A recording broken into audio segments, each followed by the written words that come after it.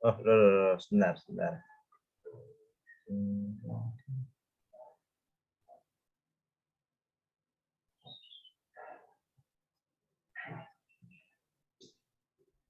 Oke, Bapak Ibu, saudara-saudariku yang terkasih, pada kesempatan siang hari ini kita mau mendalami atau katakanlah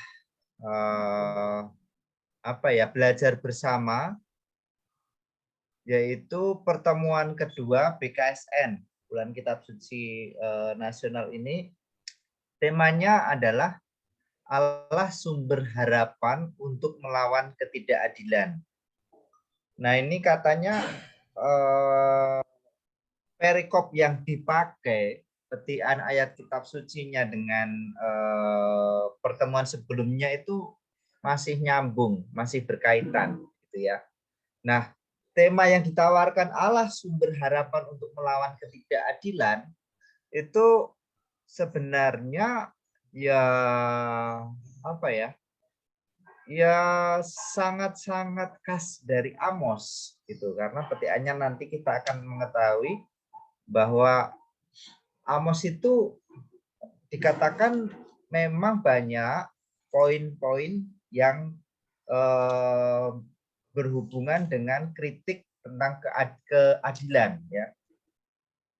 Maka salah satu kutipan ayat yang sering kali kita dengar dan memang dipakai di pertemuan kedua ini adalah Amos 5 ayat 14. Carilah yang baik dan jangan yang jahat supaya kamu hidup. Itu ya. Nah, teks panjangnya adalah ini. Teks Amos 5 ayat 14 sampai 17. Dikatakan, saya akan baca pelan-pelan ayat per ayat.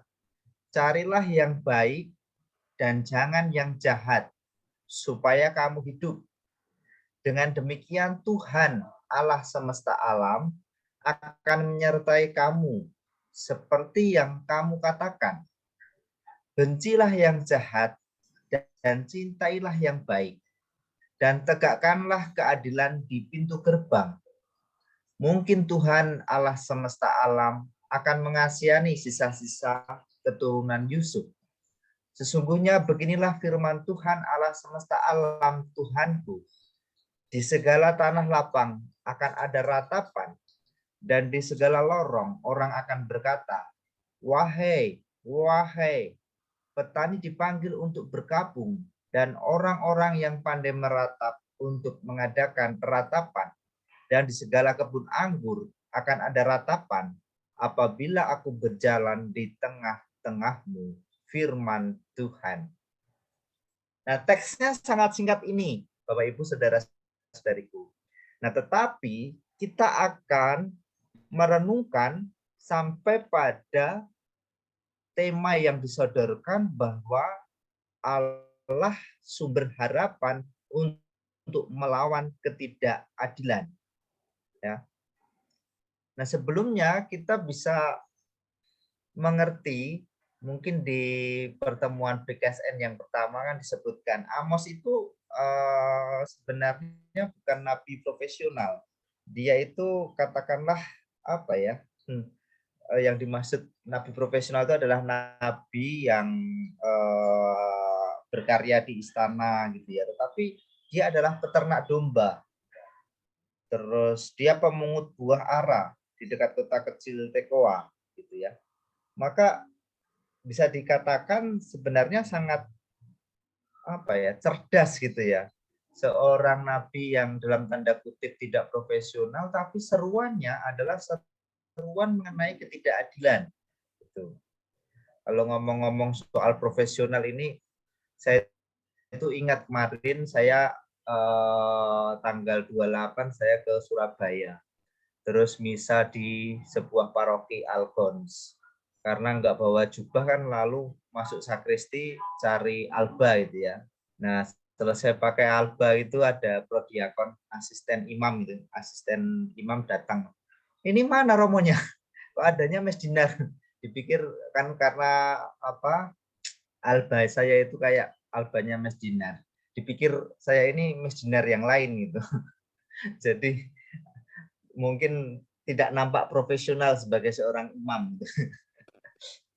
Terus tahu itu loh Pak, itu loh romonya sudah ada, mau siap bisa itu. Wow, maaf Romo. Nah, itu saya hanya mau cerita. Amos ini disebut di antara perkumpulan para nabi itu bukan nabi yang profesional, gitu ya, dalam tanda kutip. Dia adalah ya nabi kecil yang tidak berkarya di istana, tapi pengembala domba. Lalu dia adalah seorang pemungut buah ara, gitu. Tapi kalau kita nanti mencermati dari kitab Amos ini, kita bisa melihat sebenarnya Amos ini ya luar biasa, kritikan-kritikannya itu apa ya, sangat tajam kepada para pemangku atau pemegang kekuasaan, pemegang kuasa, para ya raja gitu ya. Dan temanya adalah ketidakadilan. Nah, yang pertama, Nabi Amos mengarahkan perhatian para pendengarnya kepada perlakuan yang adil terhadap sesama, gitu ya. Jadi Amos ini berseru kepada para pendengarnya, yaitu terutama untuk membangun relasi yang baik di antara mereka, gitu ya. Jadi nanti berbeda pada kutipan sebelumnya, itu kan carilah Tuhan. Tetapi pada perikop ini adalah carilah yang baik, gitu ya. Carilah yang baik dan jangan yang jahat. Hampir mirip dengan perikop sebelumnya, tapi nanti di dalam tafsir saya akan menjelaskan, ya mungkin relasi yang baik, hal yang baik itu bagian dari pencarian kepada Tuhan, gitu ya. Nah, maka konteks Amos yang pertama, Nabi Amos mengarahkan perhatian para audiensnya, para pendengarnya kepada perlakuan yang adil terhadap sesama. Hal yang kedua yang kita cermati adalah keadilan itu adalah tema sentral keseluruhan kitab Amos. Jadi nanti kita bisa melihat tidak hanya di Amos 5 ayat 14 sampai 17, tetapi dari perikop-perikop lainnya memang Amos itu gencar ngomong soal keadilan, mengkritik ketidakadilan dan mendorong supaya ya para pemimpin ini bertindak dengan adil. Misalnya di Amos 5 ayat 7-13, Amos mengecam tindakan yang kurang adil atau ketidakadilan yang mengubah keadilan menjadi ipuh atau racun, gitu ya. Nah, Tuhan lebih mengindahkan keadilan sosial daripada kurban persembahan. Hal itu mirip ya di Amsal 21 ayat 3. Nah, kritik Nabi Amos paling utama biasanya dialamatkan kepada mereka yang memegang tampuk kekuasaan, para pemimpin. Nah, ini tadi yang saya katakan, Amos ini bukan nabi profesional. Dia lebih seperti yang saya katakan peternak domba, pemungut pohon ara, tetapi berani berbicara kepada para pemimpin pemegang tampuk kekuasaan. Luar biasa Amos ini, ya. Nampaknya tidak diperhitungkan, tetapi yang ia sampaikan adalah kritik-kritik yang sangat kuat kepada pemegang tampuk kekuasaan. Nah, kita akan mencermati tafsiran dari perikop yang singkat itu. Pertama, carilah yang baik dan cintailah yang baik. Ini kan tadi yang saya sampaikan ya, teks Amos 5, 14, 17, carilah yang baik dan jangan yang jahat supaya kamu hidup, ya. Dengan demikian Tuhan Allah semesta alam akan menyertai kamu seperti yang kamu katakan. Bencilah yang jahat dan cintalah yang baik. Nah, maka saya ingin mengajak untuk mencermati apa artinya teks yang sangat singkat itu, carilah yang baik dan cintailah yang baik. Ini saya ambil begitu saja dari tafsir yang sudah disediakan di teks, gitu ya. karena memang saya baca beberapa ya memang sangat dipersiapkan dengan baik ini. Carilah yang baik dan cintalah yang baik. Itu saya pikir mengingatkan saya pada nasihat Romo Utomo yang di Ganjuran itu. Langsung sekilas saya kok ingatan saya pada Romo Utomo ya. Romo Utomo itu selalu mengatakan jadilah baik, jadilah baik, jadilah baik. Romo minta doa, ya. Terus diberkati terus pasti nanti setelah berdoa dia akan mengatakan jadilah baik, jadilah baik, jadilah baik. Nanti ada umat lain yang minta doa juga demikian. Ingatan saya langsung kepada Romo Utomo itu. Nah, kalau ditafsirkan, carilah yang baik dan cintailah yang baik. Seperti yang saya katakan sebelumnya, ini mirip atau serupa dengan perikop sebelumnya di Amos bab 5 ayat 4 sampai 6. Katanya yang digunakan itu sama, carilah, ya. Itu adalah bentuk perintah, imperatif. Tapi yang membedakan adalah objeknya. Sebelumnya objeknya Tuhan, sekarang yang baik. Kalau di Amos 5, saya buka teks saya ya. Amos 5 ayat 4 itu dikatakan carilah aku maka kamu akan hidup, ya. Terus yang 6 lebih kuat lagi, carilah Tuhan maka kamu akan hidup. Nah, sedangkan ini kita bisa lihat carilah yang baik dan jangan yang jahat, bencilah yang jahat, cintailah yang baik. Kita fokus pada kalimat pertama ini, carilah yang baik. Ini persis di Amos 5 ayat 4 sampai 6. Beginilah firman Tuhan kepada kaum Israel, carilah aku, maka kamu akan hidup. Carilah Tuhan, maka kamu akan hidup. Singkatnya, bentuknya ini serupa, kalimatnya adalah nadanya imperatif, perintah, tapi beda objek. Nah, dari para penafsir mengatakan bahwa konsep yang baik itu bagian dari mencari Tuhan. Itu ya. Apa sih carilah yang baik? Oh, di sebelumnya itu sudah terkatakan carilah Tuhan. Maka kalau Amos 5 dikatakan carilah yang baik. Yang baik ini adalah bagian dari pencarian akan Tuhan itu. Jadi tatarannya menjadi tataran horizontal. Kalau sebelumnya vertikal berhubungan dengan Tuhan, seperti salib itu ya. Lalu sekarang carilah baik, itu bagian dari yang vertikal tadi, sekarang itu horizontal, yaitu kaitannya dengan tingkah laku saya dengan sesama, gitu ya. Dan penafsir mengatakan kata baik ini itu terjemahan dari kata top, ya, yang berarti hal yang menyenangkan, yang indah, yang mengembirakan dan berguna. Singkat kata, kata baik ini diasumsikan pada hal-hal yang berkualitas sehingga menggembirakan bersama. Itu konsep baik, ya. Maka carilah yang baik itu ya mencari hal-hal yang menyenangkan, yang indah, yang mengembirakan, yang berguna, yang membuat hidup berkualitas, yang membuat kegembiraan bersama. Itu konsep kata baik, gitu ya. Nah, yang berikutnya, apa arti mencintai? Cintailah, mencintai berarti menjadikan hal yang baik sebagai bagian yang tak terpisahkan dari kehidupan dan praktek hidup harian. Jadi mencintai itu ya apa ya? Kayak sudah menjadi nafas gitu ya. Sudah menjadi santapan sehari-hari, bagian yang tidak terpisahkan gitu, tidak berjarak, itu mencintai. Jadi harapannya adalah carilah yang baik, akrabilah hal-hal yang baik.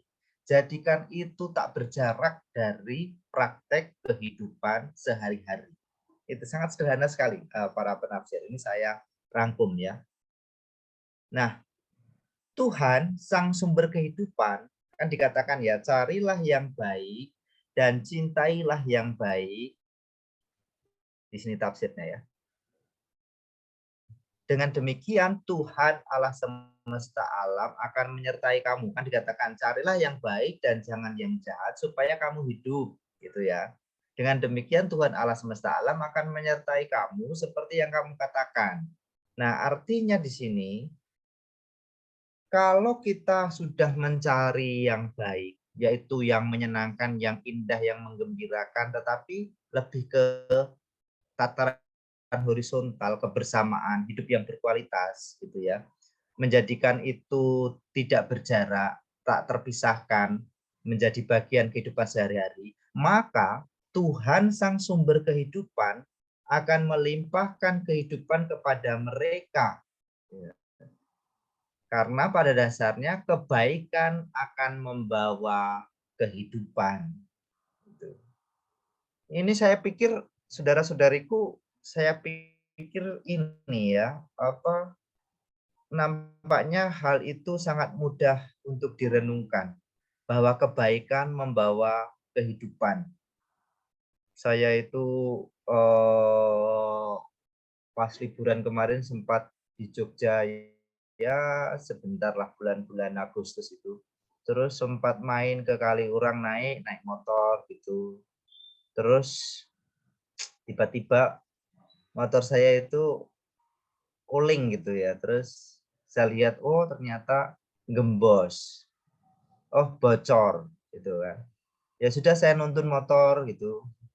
Ternyata saudara-saudariku, saya nuntun motor dari Kaliurang kilometer 10 sampai kilometer 7. Itu banyak sekali yang lalu tiba-tiba berhenti depan saya, sekedar menanyakan.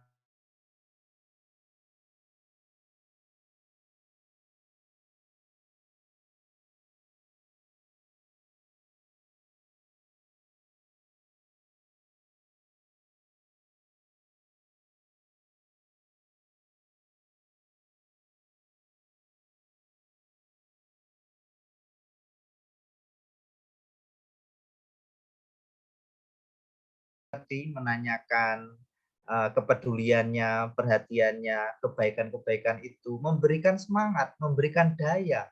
Nah, itulah dikatakan pada dasarnya kebaikan membawa kehidupan. Dan saya kira banyak lagi katakanlah sharing-sharing yang menguatkan tentang hal ini. Ya, kebaikan membawa kehidupan. Dan saya sangat yakin, saudara-saudariku, kalau kita sudah mencari yang baik, gitu ya, lalu mencintai hal-hal yang baik, Tuhan sang sumber kebaikan, sumber kehidupan akan senantiasa menyertai, melimpahkan kehidupan. Itu tafsir dari satu ide atau satu kalimat itu, carilah yang baik dan cintailah yang baik. Baik ini apa? Baik ini adalah kaitannya pada relasi kita pada sesama, yaitu hal-hal yang mengembirakan, hal-hal yang berguna, hal-hal yang berkualitas. Mencintai artinya menjadi bagian yang tak terpisahkan, yang kayak sudah menjadi santapan sehari-hari, yang sangat akrab, gitu ya. Yang kedua adalah kata berikut, bencilah yang jahat, gitu ya. Nah, kalau tadi disebutkan mencintai yang baik, sekarang lawannya adalah membenci yang jahat. Jika hal yang baik perlu dicari, perlu dicintai, maka yang jahat jangan dicari dan semestinya dibenci. Pada ayat 15 sangat tegas saya kira, bencilah yang jahat. Perintah untuk membenci kejahatan merupakan peningkatan dari perintah jangan atau mencari yang jahat di ayat sebelumnya, di ayat 14. Saya akan buka ya.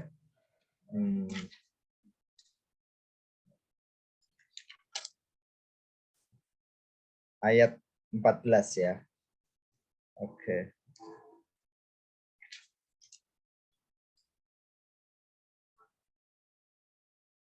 Nah, jadi saudara-saudariku, kalau kita melihat di teks awal tadi ya, ayat 14 carilah yang baik dan jangan yang jahat. Sedangkan di 15 itu lebih tegas lagi. Kalau tadi kan kalau pakai kata jangan itu kan nampaknya apa ya? Kayak kurang strict gitu ya, kurang tegas gitu. Jangan yang jahat gitu ya. Tapi sekarang diberi tekanan yang sangat-sangat kuat atau strict itulah. Bencilah yang jahat. Kita bisa melihat bagaimana penulis ini itu ya ada tingkatannya lah, ada degradasinya. Yang pertama, carilah jangan yang jahat gitu kan. Sedangkan di 15 tidak hanya jangan mencari, tapi bencilah yang jahat. Gitu. Artinya apa? Tentunya penulis ini membayangkan bahwa kejahatan itu memang tidak banyak menguntungkan, gitu ya. Tetapi ya jelas-jelas merugikan dan terutama pertimbangannya adalah kehidupan bersama. Kan saya tadi mengatakan carilah hal yang baik itu harus dihubungkan pada relasi horizontal.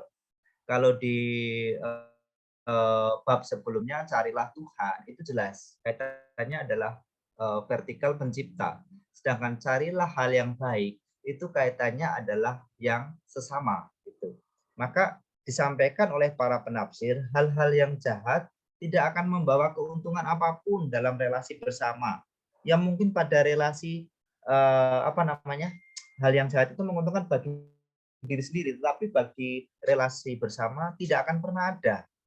Nah, jika disandingkan dengan ungkapan carilah Tuhan, ungkapan jangan mencari yang jahat memiliki nuansa bahwa kejahatan tidak bisa dipertemukan dengan Tuhan, gitu ya. Itu sangat berlawanan.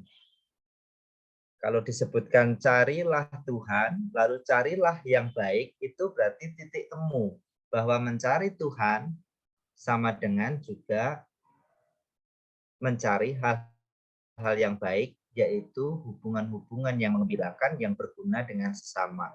Sedangkan ini tidak akan pernah ketemu kalau mencari hal yang jahat, gitu. Bahwa mencari yang jahat itu sangat bertolak belakang, berlawanan dengan mencari Tuhan. Maka penulis mengatakan bencilah yang jahat, gitu ya.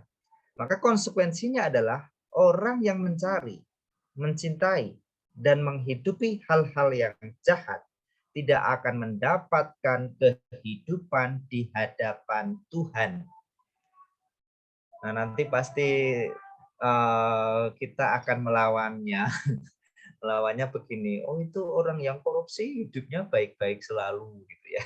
Atau orang yang melakukan kejahatan kok nampaknya enak-enak aman-aman saja. Sekali lagi, kehidupan di hadapan Tuhan. Gitu ya.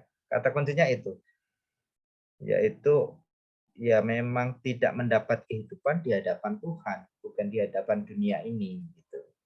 Nah, oke. Selanjutnya kita akan menafsirkan salah satu pokok yang ketiga, itu tegakkanlah keadilan di pintu gerbang. Nah, ini dari mana saya ngambil supaya lebih mudah diikuti. Ini yang ayat 14, carilah yang baik dan jangan yang jahat, gitu ya. Terus tadi saya membahas bencilah yang jahat, cintailah yang baik. Dan ini tegakkanlah keadilan di pintu gerbang. Nah,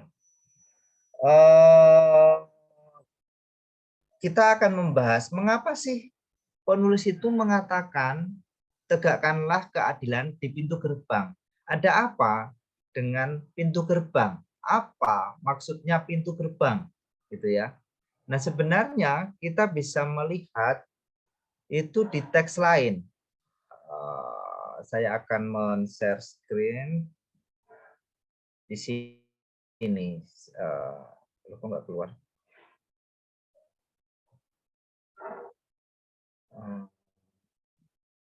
Sebentar. Caranya gimana ya? Tadi itu saya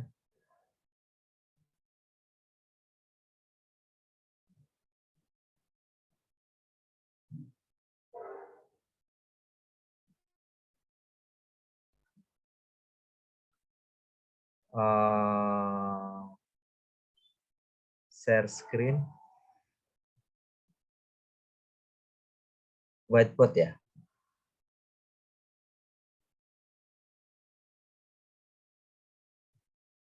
Bisa lihat apa? Nggak ada yang bisa dilihat ya? Keliru ini.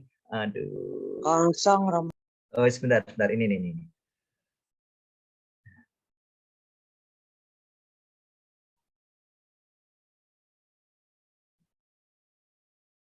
Ya, kita bisa menangkap arti pintu gerbang itu di Rut 4:11.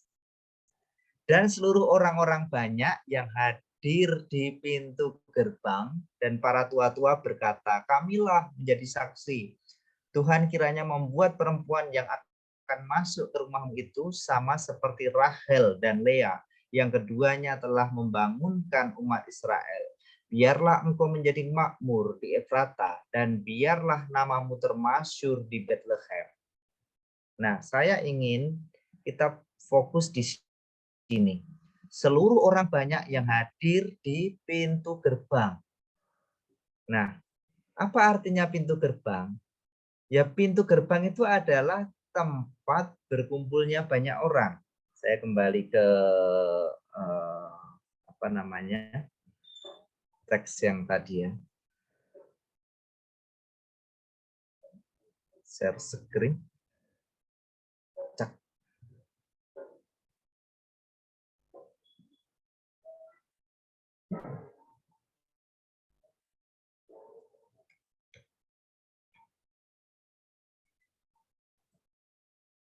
Jadi pintu gerbang ini adalah tempat di mana banyak orang berkumpul dan karenanya menjadi tempat penyelesaian masalah-masalah umum. Tadi yang saya hadirkan itu kan teks tentang Rut ya. Itu kan kisah Boas mengambil Rut. Maka kalau dikatakan tegakkanlah keadilan di pintu gerbang, itu ya tegakkanlah keadilan untuk semua kasus. Di mana semua orang memiliki masalah di situ. Kan dikatakan pintu gerbang itu tempat berkumpulnya banyak orang gitu ya. Nah, penempatan ini secara langsung menyatakan bahwa keadilan dapat berjalan jika orang mencari dan mempraktikkan hal yang baik serta membenci yang jahat. Jadi kalau keadilan itu bisa terlaksana ketika banyak orang yang mencintai hal yang baik dan juga membenci yang jahat, gitu ya. Sebaliknya, hal-hal jahat akan meniadakan keadilan. Ini sangat mudah sekali kita renungkan. Mengapa bisa seperti itu? Ya jelaslah kalau hal jahat itu kan tidak menghargai orang lain, martabatnya, hak-haknya. Maka jelas kalau hal-hal yang jahat itu pasti tidak adanya keadilan. Nah, sekali lagi saya katakan bahwa pintu gerbang ini mengapa dikutip? Artinya tegakkanlah keadilan di pintu gerbang, ya tegakkanlah keadilan di mana banyak orang berkumpul, di mana ada masalah di situ, gitu, masalah yang dihadapi oleh banyak orang. Keadilan yang tidak ditegakkan akan menimbulkan penderitaan. Maka disebutkan di teks tadi bahwa sesungguhnya beginilah firman Tuhan Allah semesta alam Tuhanku, di segala tanah lapang akan ada ratapan. Ya. Dan di segala lorong orang akan berkata, wahai, wahai, petani dipanggil untuk bergabung dan orang-orang yang pandai meratap untuk mengadakan ratapan. Konon zaman dulu itu memang ada di dalam duka gitu memang ada yang dibayar untuk menangis, untuk meratap gitu ya. Maka ini hanya mau mengatakan bahwa kalau tidak ada keadilan, ya, ya disitulah ada ratapan gitu ya. Tuhan tidak hadir di situ. Gitu. Keadilan harus ditegakkan, yang tidak ditegakkan akan menimbulkan penderitaan. Pemakaian kata ratapan di ayat 16-17 menunjukkan konsekuensi yang lahir dari adanya ketidakadilan. Nah itu Bapak Ibu saudara-saudariku, secara sederhana, secara singkat kita bisa menafsirkan carilah hal yang baik, cintailah yang baik, gitu ya, bencilah yang jahat, lalu tegakkanlah keadilan di pintu gerbang. Secara sederhana kita bisa menyimpulkan, oh hal yang baik itu adalah di sini diartikan kaitannya dengan yang horizontal, yaitu relasi dengan sesama. Hal itu berhubungan dengan pencarian akan Tuhan, gitu ya. Nah, ketika kita mendukung hal-hal yang baik, mencintai yang baik, menjadikan nafas, menjadi bagian kehidupan sehari-hari, maka keadilan akan terjadi, gitu ya. Dan memang keadilan itu harus ditegakkan, kalau tidak akan menimbulkan penderitaan, gitu ya. Pesan singkatnya begini, keadilan selalu menciptakan kehidupan yang baik dan harmonis, karena setiap orang diperlakukan dengan baik sesuai dengan harkatnya, martabatnya, hak-haknya, dan seterusnya. Sedangkan berkaca pada beberapa hal yang terjadi, kalau di buku PKSN itu fokusnya adalah situasi pandemi ini menimbulkan beberapa hal yang tidak adil ya, ketidakadilan. Tetapi saya menyoroti lebih besar lagi, karena kalau situasi pandemi yang sekarang nampaknya sudah mulai tidak begitu yang sekarang lebih luas lah. Kecuali kalau pandemi di awal-awal, nah memotret ketidakadilan itu saya pikir sangat benar, gitu ya, sangat-sangat relevan. Tapi untuk sekarang ini ya nampaknya hal di masyarakat kita lebih banyak yang bisa dicermati kaitannya ketidakadilan. Misalnya kasus Sambo, ya, terus korupsi bansos, gitu. Lalu BBM naik, harga-harga barang naik, yang turun hanya hukuman para koruptor. Itu kan kita jelas ya, ketidakadilan sekali seperti itu. Dan kita orang Katolik tadi dibilang, carilah yang baik, kamu harus berhubungan baik, itu bagian pencarianmu akan Ella bisa taruh di samping nggak? Dan jadi sini. Itu sangat-sangat faktanya seperti Mengganggu itu nggak? di tengah masyarakat kita gitu. Oh iya. Tapi pesan dari BKSN itu kita diajak, kamu pokoknya benci yang jahat, kamu harus berbuat yang baik, yaitu relasi dengan masyarakat kiri kanan itu bagian dari kamu mencintai atau mencari Tuhan, itu ya. Tapi lihatlah situasi di tengah masyarakat kita yang saya sampaikan tadi. Nah, dalam situasi masyarakat yang nampaknya jauh dari keadilan itu, mungkin beberapa hal bisa kita lakukan. Misalnya ya semangat solidaritas. Ini sudah sangat jelas ketika pas COVID kemarin ya. Siapa yang sakit, lalu dengan cepat kita bisa ya membantulah sebisa mungkin mengirim obat-obatan yang dibutuhkan dan seterusnya. Saya yang di Jogja dulu ketika yang 2021 Juni, kan ada posko itu yang bersama almarhum Romo Suryo, sering dapat kiriman dari Jakarta, kebutuhan-kebutuhan di posko. Jadi posko yang secara khusus mereka memakamkan korban-korban COVID yang luar biasa di bulan Juni-Juli 2021 itu. Ya, semangat solidaritas di desa-desa, ada Jogo Tonggo gitu. Itu semangat solidaritas. Saya pikir ya ini penting lah semangat ini yang kita memang kita butuhkan dari situasi yang terjadi yang nampak sekali ketidakadilan.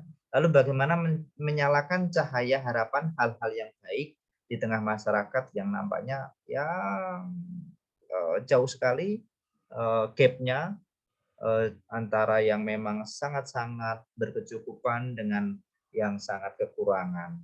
Itu. Nah, saudara-saudariku, pada akhirnya BKSN yang kedua ini kembali kalau boleh saya simpulkan dari Amos, yang kita renungkan ini adalah semangatnya adalah kita diajak untuk tidak takut, menyemangati diri sendiri untuk ya melawan kalau terjadi ketidakadilan. Dan bagaimana kita mestinya melakukan sesuatu ketika di tengah masyarakat kita terjadi ketidakadilan, gitu ya. Meskipun tidak mudah, karena pada akhirnya kita pun ya gigit jari ketika kita bisa melihat kasus yang ada di tengah masyarakat kita, korupsi bansos tadi, sekarang BBM naik, gitu ya.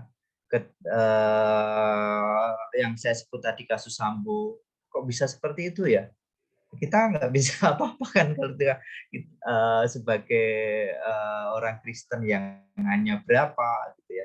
Tapi jelas sekali lagi pesan BKSN pertemuan kedua ini terus konsisten mencari hal-hal yang baik karena itu adalah bagian dari pencarian akan Tuhan gitu ya. Bencilah yang jahat karena yang jahat jelas tidak pernah akan membawa pada keadilan. Ketika hal-hal yang baik berhubungan di masyarakat kita cari, kita cintai, dijadikan kayak ya bagian hidup kita sehari-hari, maka akan tercipta masyarakat yang adil, masyarakat yang berkualitas. Di situ ada kegembiraan bersama, gitu ya. Terakhir refleksinya adalah ada 1, 2, 3 yang bisa kita renungkan bersama. 1, apakah jalan-jalan nyata yang pernah kulakukan dalam mencari yang baik di dalam hidup sehari-hari, gitu ya. Ada banyak sekali yang pernah saya ikuti atau pernah saya amati gitu. Misalnya ketika masih frater di Semarang itu, almarhum Monsinyur Pujo itu mendirikan pelayanan sosial garam gitu ya. Itu terdiri dari ya mahasiswa-mahasiswi, para frater, lalu fokusnya adalah menemani, membantu anak-anak yang tidak mampu, para gelandangan di pinggiran kota Semarang sana belajar. Pertemuannya setiap hari Kamis gitu ya. Lalu di situ nanti akan ada beasiswa, meneruskanlah dari orang-orang baik. Banyak dana dari Jakarta juga. Sekali lagi bagi saya itu adalah langkah yang sangat jelas bagaimana memupus ketidakadilan atau rentang yang memang sangat berjarak sekali. Lalu di Jogja itu pernah juga saya live in punyanya Romo-Romo Jesuit itu YSS, Yayasan Sugio Pranoto ya.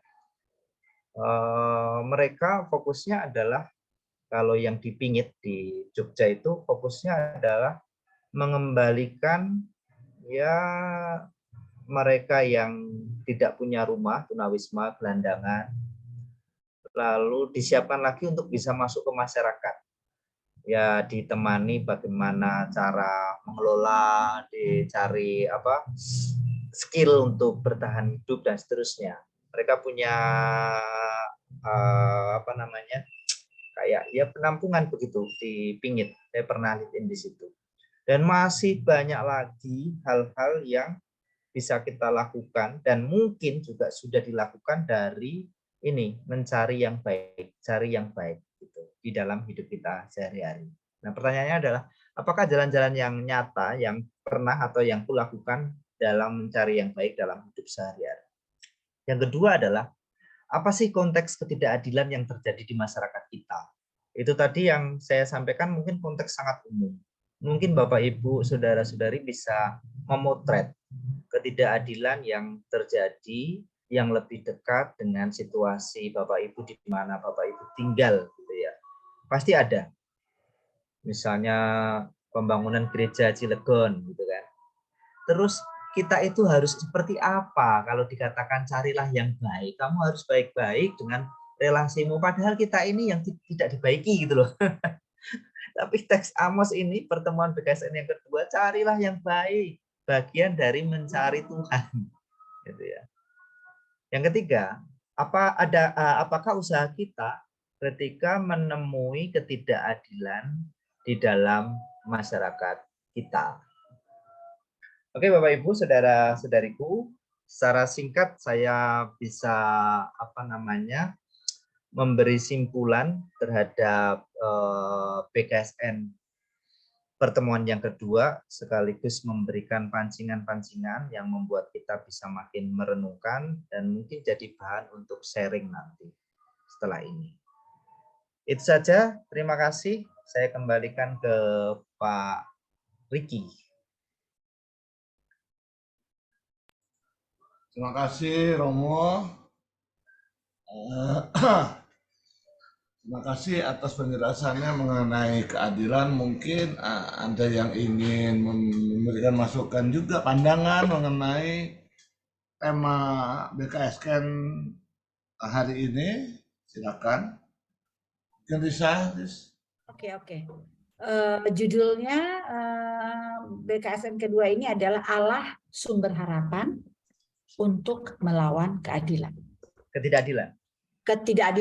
Melawan ketidakadilan ya. Allah Sumber Harapan untuk melawan ketidakadilan. Ini BKS ini selalu nggak tahu Romo Yosef and the gang membuatnya untuk harapan-harapan.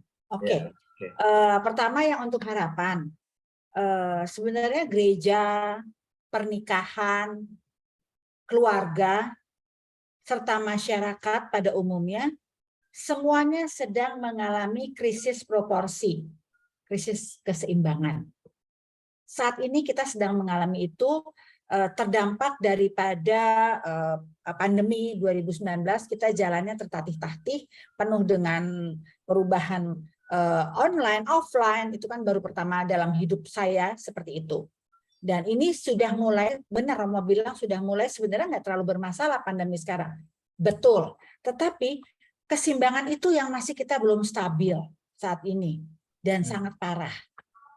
Banyak yang merasa putus asa. Apa yang sangat dibutuhkan, semua orang akan setuju, adalah harapan. Itu memang bagus banget BKSN tahun ini, harapan. Tapi kita harus meletakkan sesuatu di bawah harapan kita untuk mewujudkannya. Jadi maksudnya jangan berharap, kita harus meletakkan sesuatu harapan untuk mewujudkannya. Harapan yang kita butuhkan bukan sekedar keinginan atau angan-angan. Jika kita, ini contohnya ya, jika kita berharap mempunyai sepatu yang cocok, ya sepatu kita nih, gue kepengen punya sepatu yang enak dan cocok, kita harus mengukur kaki kita terlebih dahulu kan? Ya, asal ini sepatu, ini enak cocok enggak? Kita harus mengukur 38, 38,5 atau 37, ini enak nggak ya? Kurang enak yang 38 coba Mbak. Itu ada seperti itunya kan? Begitu juga dengan harapan. Atau jadi harapan itu sebenarnya membutuhkan landasan. Nah, contoh yang kedua, jika aku ingin menurunkan berat badan. Gue mau nih berat badan gue gila udah 70 nih, gue mau 65 atau 60, gimana ya caranya? Jangan gue kepengen gue pasti berharapan. Nggak bisa, kita harus lakukan apa? Diet, mengurangi makan, nggak enak semuanya. Itu yang kita butuhkan semua. Ini untuk harapan. Nah sekarang untuk ketidakadilan. Kemarin teman saya itu ke gereja yang khotbah Romo Steve, ekonom gereja. Dia tinggal di Bojong tapi dia ke gereja sana. Dia ngomong dan itu sangat berarti buat saya. Kemarin kan istilahnya mengenai domba yang hilang ya, 9 gitu kan hari Minggu kemarin. Ya, betul. Dia cuma bilang begini, saya catat itu, gue bilang benar juga untuk ketidakadilan ya. Cuman ada 2 yang kita harus lakukan. Ya. Pertama, jangan maunya diberi. Jangan maunya diberi dan minta diampuni. Kamu akan mengalami ketidakadilan terus. Tetapi cobalah kita mengakui bahwa kita harus memberi dan mengampuni. Itu 2 kata words yang, oh iya ya, kalau kita maunya diberi rezeki, diberi kasih, di apa, dan maunya diampuni. Ya ampuni gue doang kan gimana? Gue kan begini, begitu. forget it. Kamu akan merasa ketidakadilan itu di dalam hidupmu. Tetapi kalau kamu maunya memberi dan mengampuni, itu beda. Contoh yang paling perfect yang kita lakuin sekarang. Krisis di gereja saat ini sebenarnya nggak unik. Gereja banyak yang masih kosong, banyak segala macam kekurangan dana. KAJ itu menyetor dana kepada paroki-paroki itu 70%. Dulu terbalik. 70 dari gereja ke KAJ, 30 KAJ kasih ke orang paroki yang tidak mampu. Sekarang terbalik. Itu yang terjadi di kas KAJ. Ini krisis namanya, tapi nggak terlalu unik. Karena apa? Krisis ini telah terjadi sebelumnya dan gereja yang sekarang ini udah pulih. Jadi itu udah terjadi dari, kalau Romo tahu sejarah gereja pasti udah tahu. Itu krisis ini udah biasa gereja mah. Nggak punya uang segala macam. Nah, sekarang, apa yang harus kita lihat dari sisi ketidakadilan? Kalau teman-teman, ya saya sendirilah, kalau ke gereja, giliran kolekte, pasti membuat yang segini aja cukup buat rasa. Ukuran kita yang dipakai, bukan ukuran gereja. Kalau ukuran gereja, gereja itu kekurangan benar.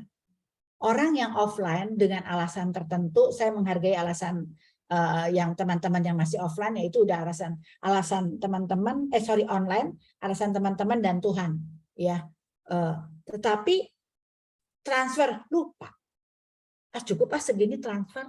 Nah, itu yang kita lihat dulu. Janganlah minta yang kita nggak diadil, tidak adil, bensin naik segala macam. Kita harus lihat apa yang bisa aku kasih. Memberi dan mengampunilah. Jangan minta diberi, gue nggak mau nih bensinnya naik, gimana makan gue segala macam. Padahal kalau kita hitung-hitung Gojek, udah berapa banyak. Tapi kalau beli bensin, yang malah justru harganya apa? Mobil yang kita punya tidak boleh pakai bensin yang dapat subsidi pemerintah, tapi tetap mau. Jadi saya rasa untuk ini, case yang ini mungkin nanti Reiki juga banyak pasti akan bercerita. Jadi mulai sekarang, memang kita sedang putus asa di dalam keadaan dunia. Dan itu kita bersama-sama, bukan Indonesia saja. Jadi tolonglah homili yang hari Minggu kemarin, domba yang hilang, dirham yang nggak ada, gimana dia sukacitanya segala macam, itulah kuncinya. Jangan pernah sekarang saatnya, jangan maunya diberi aja atau minta diampuni. Sekali-sekali memberi dan mengampuni. Itu aja Romo. Terima kasih. Oke, terima kasih Bu Risa. Silakan yang lain. Pak Terima kasih Risa. Ya, yang lainnya silakan sharing. Kan sudah ngalamin ya kemarin pandemi. Kalau sulit mencari contoh lain, misalnya, apakah di situ kita bisa melihat ketidakadilan? Silakan sharing sekarang. Silakan.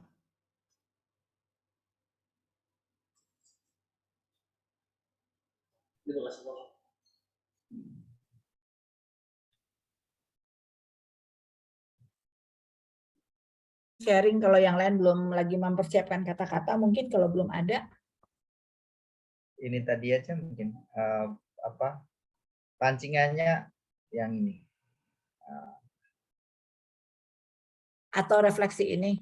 Ya. Mana 1, 2, atau 3 juga boleh. Terserah mau diambil yang mana ya Bu. Saya ngambil dari PKSN, saya tambahi sendiri atau saya kurangi. Ya. Ya, silakan. Itu ada pertanyaan, apakah jalan nyata yang kulakukan? Sorry. Yang pertanyaan pertama, apakah jalan nyata yang kulakukan sudah dalam mencari yang baik dalam hidup sehari-hari? Ya. Coba kita sharing apakah benar, jangan-jangan yang kita lakukan menurut kita sudah ternyata membuat sakit hati orang. Ya kan Romo? Betul nggak Romo? Silakan yang mau sharing.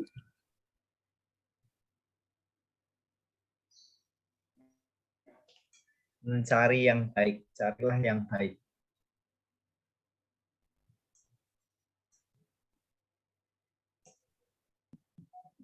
Yang Romo boleh sharing ya? Ya, silakan Bu. Terima kasih penjelasan dari Romo. Saya cuma mau sharing. Kadang kan dalam satu kelompok aja ya, misalnya satu pertemanan atau di satu komunitas ya. Saya sendiri berusaha untuk menetralisir ya, karena kan sering orang berbeda pendapat. Jadi di tengah-tengah ya, yang apa?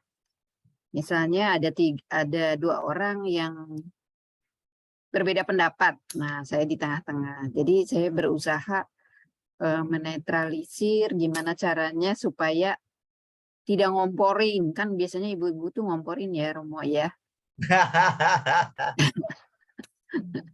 Suka ngomporin supaya makin panas. Nah, itu yang coba saya lakukan ya.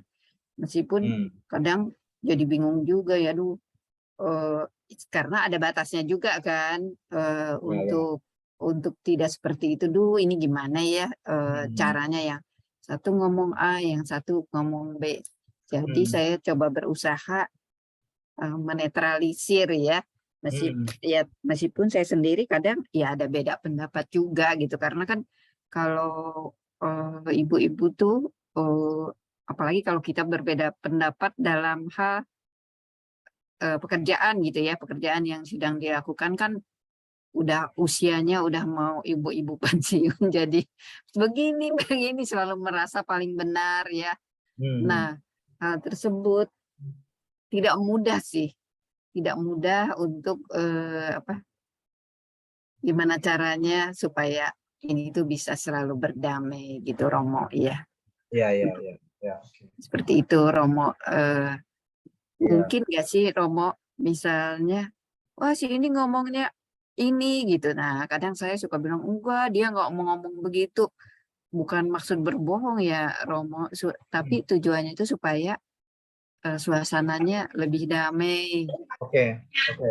Ya. Nah, salah nggak kalau saya seperti itu, Romo? Sebetulnya tujuannya sih supaya tidak supaya ini aja, tidak ngomporin gitu, Romo. Oke, Bu. Kalau udah, Bu. Ya Pak, sudah Romo. Ya, kalau moral kita itu kan sederhana ya, moral Kristiani.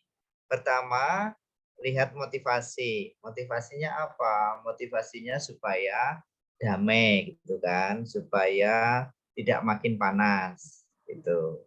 Lalu caranya bagaimana? Ya caranya kan kalau Bu Titin melihatnya tadi itu apa ya? Kayak mempertemukan atau menyanggah kalau tidak benar, itu kan bukan begitu gitu. Oke, caranya juga baik, motivasinya baik, hasilnya seperti apa? Jadi ada 3 kan, motivasi, caranya, lalu hasilnya. Oh hasilnya menjadi baik, oh oke, itu enggak masalah gitu. Jadi 3 hal itu harus sejalan, tidak boleh motivasi awalnya, misalnya motivasinya adalah ya misalnya kalau motivasi yang salah supaya aku nampak kelihatan menonjol gitu. Dari motivasinya itu sudah salah kan? Berarti Betul. tindakan itu salah. Tapi kalau motivasi awalnya apa? Motivasi awalnya adalah supaya komunitas ini tetap damai, rukun. Oh oke, motivasinya sudah benar. Caranya gimana? Caranya adalah ya menetralisir, menyanggah kalau ada yang tidak benar, menguatkan kalau memang itu benar. Oh, itu caranya sudah benar. Nah, hasilnya, oh ternyata memang ada yang disadarkan, ada yang kembali rukun, damai. Itu sih menurut saya. Dan tapi kalau oke Bu Titin. Nah kalau lihat dari yang saya jelaskan tadi, gimana caranya? Sebentar ya. Ini enggak kalau di sini tadi itu baik itu kan kaitannya adalah hal-hal yang menyenangkan, yang menggembirakan. Iya. Nah, artinya hidupnya makin berkualitas, menggembirakan bersama, gitu ya. Nah, kalau kasusnya di komunitas itu seringkali terjadi ya entah salah paham, lalu Bu Titin mencoba untuk menetralisir supaya rukun kembali. rukun itu adalah bagian dari yang indah. Rukun itu bagian dari yang menggembirakan, gitu ya. Maka itu termasuk mencari yang baik, cari yang baik. Cari yang baik di sini bagian dari cari Tuhan itu. Tapi nanti kalau tidak berani berkata benar, itu hal yang berbeda, ya Bu Titin ya. Misalnya demi kerukunan, tapi yang benar ini kok malah tidak didukung, atau malah ngomongnya membela yang salah, jadi tidak berani berkata benar, karena kalau dalam bahasa Jawa itu ewuh pekewuh gitu loh Bu ya, merasa sungkan, nggak enak. Itu keliru kalau itu. Iya, Karena Romo. ukurannya adalah hidup berkualitas, menghargai memang yang menjadi kebenaran. Nah, Oke, ya. ya. Ya, Nah, sip, itu, Romo. makasih. Ya, terima kasih penjelasannya. Ya, makasih Tin. Mungkin Indra, boleh Indra. Terima kasih Romo atas pencerahannya.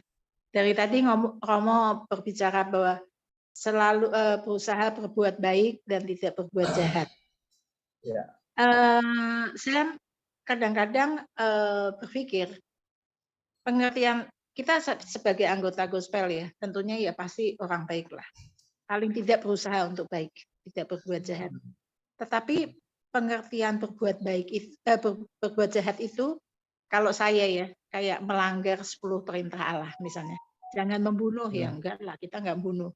Jangan mencuri, jangan mengingini ini, begini begitu ya kan Romo. Tapi sebenarnya ada kejahatan-kejahatan kecil yang tidak kita sadari, dan itu sering terjadi. Seperti saya ini ya, misalnya saya tuh suka nganggep remeh orang lain, menganggap diri lebih hebat, lebih kaya, padahal saya ini bukan siapa-siapa. Pinter ya enggak, kaya ya enggak gitu kan. Tapi ada pemikiran kadang-kadang merasa jauh lebih baik dibanding orang lain gitu. Saya rasa itu malah sebenarnya bagi saya itu suatu dosa. Karena saya ingat di dalam Alkitab disebutkan dasarnya dari dosa itu sebenarnya kan keangkuhan ya, kesombongan, pokoknya yang dibenci sama Tuhan lah. Gitu. Nah itu saya rasa juga sering saya dapati juga dari orang lain. Tapi oke lah, saya nggak perlu bahas orang lain, saya bahas diri saya sendiri. Saya pun sering mengalami itu, Romo. Dan bila saya cepat tersadar, ya saya langsung Tuhan ampuni aku ya, aku nggak boleh berbuat begini. Gitu. Tapi itu saya rasa itu yang paling sering terjadi. Bahwa kita menganggap diri kita itu lebih benar, lebih pintar, lebih pokoknya dibanding orang lain gitu. Saya rasa itu malah suatu dasar dari dosa. Gitu loh. Ini sharing dari saya aja. Terus untuk Risa mengenai memberi dan memaafkan dan memberi, dan seperti yang di KAJ dibilangkan sekarang dia malah mendistribusikan finansialnya 70% daripada yang sebelumnya. Kadang-kadang aku berpikir, kan kita walaupun misa offline, tetap disebutkan bahwa kalau untuk kolektor, kita harus nyumbang ke nomor sekian, gitu kan. Ada QR-nya ya. Ya, ada QR-nya atau ada nomor account-nya, gitu. Jadi kadang-kadang saya masih berharap bahwa masih ada kolektor untuk gereja. Itu aja Romo, terima kasih. Dan bisa. Ya, terima kasih. Tapi memang benar itu yang ada QR itu benar. Tapi kan kondisi yang seperti sekarang memang semua pada yang terpuruk ya, yang ter-PHK pun jauh lebih banyak. Betul. Jadi ya semoga yang keseimbangannya masih tetap balance. Ya kasih 2 kali, karena ya itu sih kesadaran masing-masing ya, tapi paling enggak ada mempunyai rasa bertanggung jawab yang besar terhadap gereja Katolik kita ini. Kenyataan yang ada seperti itu. Jadi gereja ini sekarang merasa tidak mendapat ketidakadilan karena ya bukan berarti dia bilang kok gua nggak ada nih, ini nggak ada. Itu bukan itu, maksudnya untuk orang-orang yang mulai misalnya nih, segini kan sudah cukup kan, gue juga susah uang, tapi kenyataannya bisa pesen Kentucky, bisa ini, bisa itu.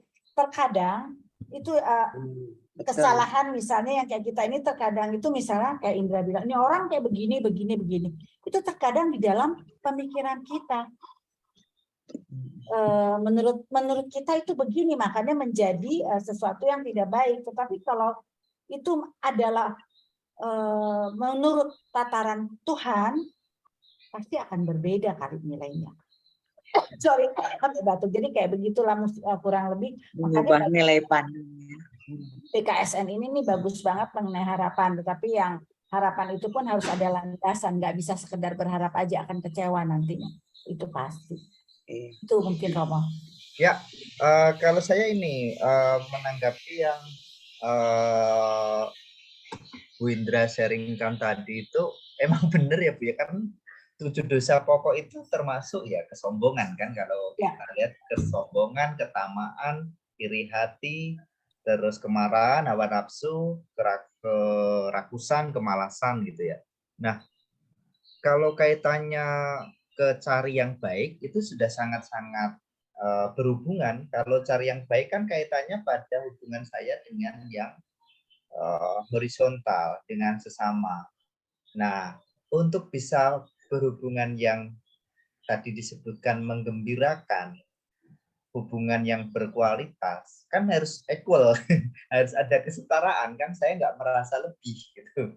Nah, jadi saya pikir itu sharing yang baik ya, bagaimana langkah awal supaya saya bisa menciptakan atau mencari yang baik, bahwa saya ya harus memposisikan saya setara, saya tidak boleh menganggap saya yang lebih utama, saya yang pusatnya, dan seterusnya gitu ya. Kita bukan matahari, pusat segala semesta. Itu sih Bu yang bisa saya sampaikan kalau kaitannya pada yang baik dan yang jahat, ya memang tidak jahat gitu ya, cuman itu menjadi penghalang untuk mencari yang baik, karena yang baik itu kaitannya selalu berhubungan dengan orang lain, berhubungan dengan sesama kita. Kalau ketidakadilan, saya pikir yang menarik misalnya sekarang di Jogja itu, saya tadi baca berita pasti ya, karyawan Malioboro Mall dan Ibis ini ratusan di PHK. Mengapa? Sri Sultan itu kan memang kontraknya itu selesai. Lalu Sri Sultan itu memindahkan pengelolanya. Tapi langsung ya terserah pokoknya yang karyawannya itu jadi putus gitu kan, mestinya ada jaminan lah neraja gitu. Itu yang kita hadapi, situasinya seperti itu.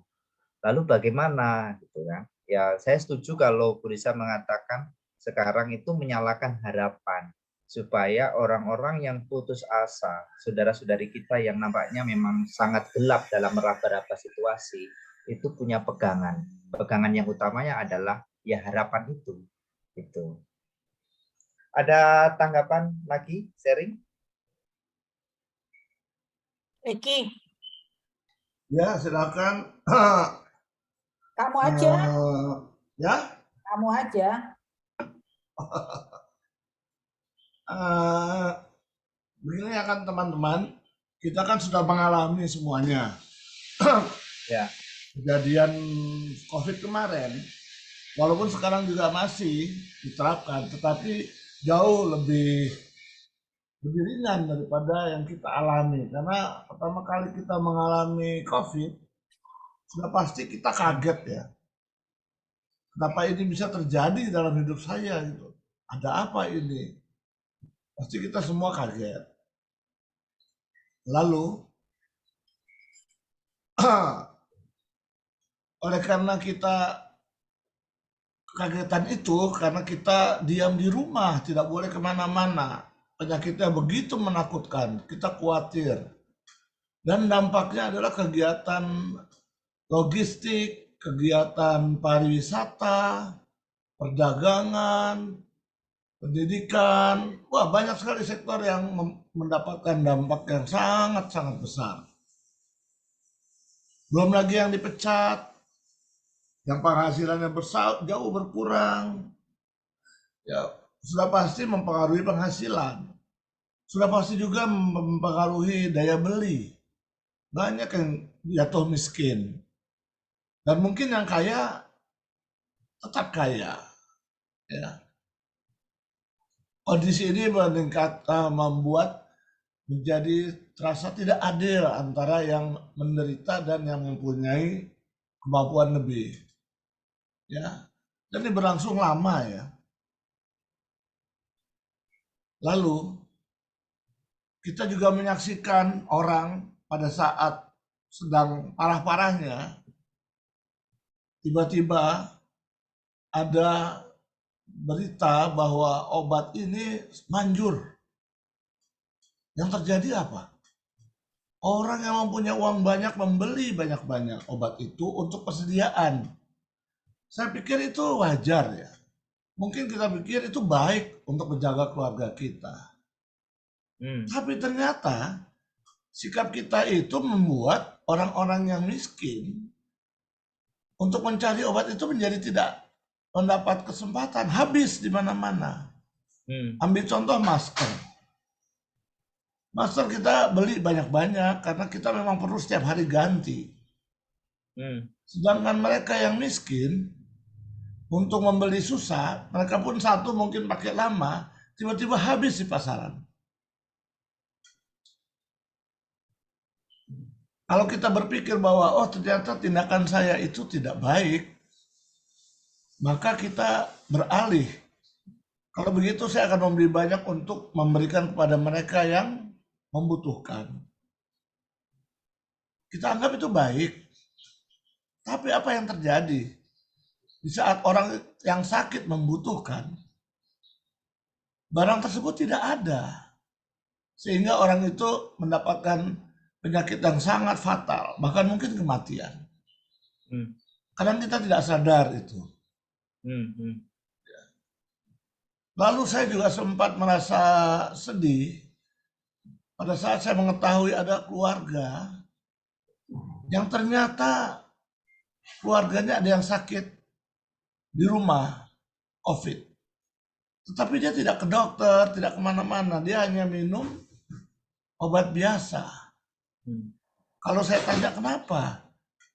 Waktu itu belum ada Peduli Lindungi, Bela Rasa, belum ada. Masih menakutkan COVID. Bahwa mereka tidak punya biaya untuk itu. Sementara indikasi yang terjadi pada orang yang kaya, mereka langsung mendapatkan perawatan yang super luar biasa. Kita merasakan kok sepertinya tidak adil. Walaupun sekarang kita sudah biasa-biasa saja, bisa jadi nanti akan terjadi lagi masalah seperti ini. Maka ini menjadi pelajaran untuk kita, bagaimana sebetulnya supaya kita bisa berlaku adil. Kalau kita bilang, kita adil, kita membeli makanan untuk orang miskin, tetapi kemudian teman kita berkata, dia tidak adil, dia membeli, tetapi dia tidak membeli dari saya temannya. Saya membutuhkan uang, dia membeli dari tempat lain. Maka yang adil dibicarakan di sini menjadi tidak adil bagi orang lain. Maka keadilan itu bisa menjadi tidak adil, membingungkan bagi kita. Ya. Bagaimana kira-kira pendapat teman-teman? Ngerti nggak? Maksudnya keadilan menurut kita belum tentu keadilan.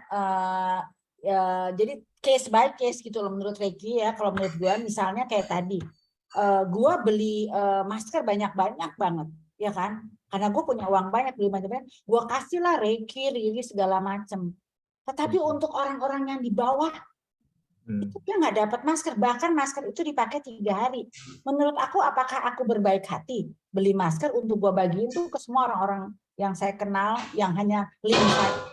Gimana dengan yang orang-orang lain yang di pinggir jalan yang masker sebegitu? Apakah itu adil? Terus tadi gue beli makanan, ini case terjadi. Terus lu mau nraktir makan teman-teman ke restoran A, B, C yang mahal-mahal. Kenapa lu nggak makan di restoran gue. Nah untuk saya itu begitu adil, teman-teman tuh aduh Risa tuh enak banget ya, baik ya adil ngasih kita semua makan yang enak-enak gitu kan. Tetapi di satu sisi teman saya yang cukup kaya juga, kalau nggak di restoran gue sih, nah merasa tidak adil. Jadi keadilan dan adil dan tidak adil itu dilihat dari sisi, buat apa aku berbuat? Buat Tuhan kah? Atau buat untuk orang-orang yang di kalangan-kalanganku aja? Reki, Rena, Riri, David, semua gue kasih masker. Berapa banyak gue kasih waktu itu COVID segala macam. Tapi apakah aku memikirkan, sedangkan Tuhan kan, itu maksudnya kan Rek. Jadi Iya, dari betul. keadilan itu dari sisi Tuhan yang kita harus lihat. Kalau dari sisi Tuhan, itu yang harus kita kejar. Bukan dari sisi Betul. supaya adik-adikku semuanya aman. Bodoh amat di luar sana. Begitu loh. Nah, Jadi keadilan dari sisi Tuhan. Kadangkala keadilan menurut ukuran kita sendiri. Itu yang harus kita perbaiki. Adilkah aku di mata Tuhan? Karena apa? Apa yang aku punya, yang aku untuk beli, apakah itu masker, obat, segala macam, itu tuh uangnya Tuhan, bukan uangnya aku. Gitu loh Romo. Itu maksudnya. Kapankah kita mulai merasa bahwa adilkah aku di mata Tuhan? Kalau adilkah aku di mata saudara-saudaraku, pasti aku adil. Tapi apakah di mata Tuhan aku adil? Padahal uang yang aku dapat itu uang dari Tuhan, bukan uang dari hasil jerih payahku. Itu loh Romo, maksudnya kayak begitu. Jadi adil nggak adil itu nggak bisa dilihat daripada ukuran kita. Tetapi kita balikin, Tuhan, adilkah aku? Gitu loh Romo. Ya. Sama Carilah seperti Tuhan. satu yang hilang yang 9. Kalau ngelihat kita ngelihat satu aja dicari yang 9, nggak adil banget sih Tuhan. Kita bagaimana yang 99? Yang satu aja sampai Tuhan cari, nggak adil. Tapi di mata Tuhan dia adalah tetap domba yang kumiliki. Aku harus cari dimanapun dia ada. Tetapi yang 99 terus diapain? Kok nggak diperhatiin? Nggak adil dong Tuhan. Kamu sudah bersama-sama aku. Sama seperti anak yang hilang. Bapak nggak adil. Dia belum datang. Nah, di mata mana yang kita adil? Itu Romo, maksudnya keadilan itu yang paling mungkin Rek nggak tahu benar nggak Rek, kurang lebih. Iya. Itu ya, satu. benar.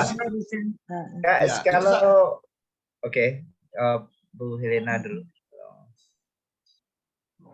Enggak, udah maksudnya cuman itu aja, setuju dengan perkataannya Risa. Ya, betul.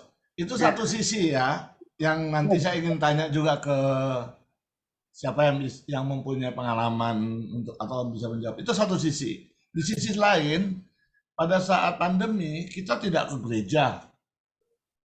Kita disuruh berdoa di rumah dan kita dipaksa untuk menerima komuni batin dengan harapan bahwa kita akan mengalami pertemuan dengan Tuhan di dalam batin kita. Karena memang saat itu tidak memungkinkan untuk ke gereja. Kita melakukan live streaming. Ternyata mengasihkan. Mungkin sampai sekarang kita masih live streaming. Padahal pilihan sudah berubah. Kalau dulu mungkin pilihan tidak ada. Karena kita harus live streaming. Ya. Iya, betul.